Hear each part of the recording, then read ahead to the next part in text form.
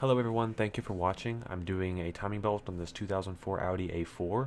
There's some things you'll need like this timing tool to lock the cams and crank and tension the tensioner. This is the part number. I got it off Amazon for about 50 bucks. I will use cardboard to label my screws, and I also have this toolbox that helps, or tool cart. You can get these pretty cheap. They help keep your tools organized and your parts. But I removed the battery terminal, tie downs for the oil dipstick, and fuel lines and coil packs, wires, things like that.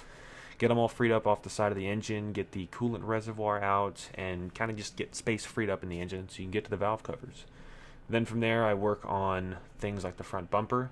These are some big Allen bolts. Mine were actually, this other side was rounded off. I had to use the Torx to get in there because they were dirty.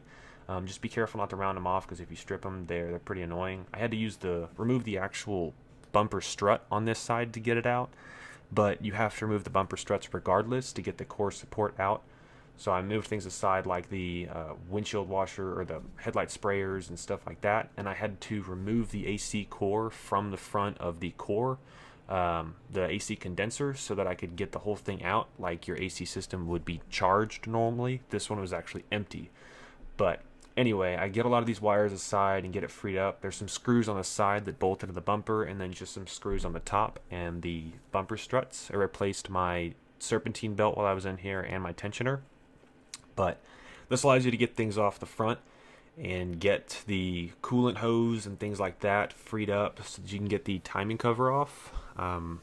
Again, it's really useful to keep everything organized. Then your harmonic balancer and the timing cover allows you to get access to the full timing set. Now this is where I take the valve covers off and I lock the engine at top dead center. The crank is down below where the water pump is. There's actually a little electric water pump under there, but you lock everything at top dead center. This is how much slack was in this. I mean, this thing was inches from grenading. So that's the actual water pump itself. The bearing had completely worn out and it actually locked up, twisting one direction, so we saved this engine from blowing up miraculously. Anywho, that's what happened to the impeller. It seized up and broke it inside of the water pump housing, so I cleaned all that up and hit the front of the engine with some engine degreaser to clean the whole area. I took the valve covers over to a shop and just cleaned off some of the gunk. I mean, while you're in here, you might as well clean the whole thing up and make it look nice. I replaced the thermostat while I was in here. It came with the kit, a timing belt kit. I recommend you get a good quality one. This is not something you want to skimp out on. A lot of these kits actually have poor quality serpentine or timing belts, and them themselves will break. I marked everything before I took it out, so that way if anything lined up correctly, you have reference.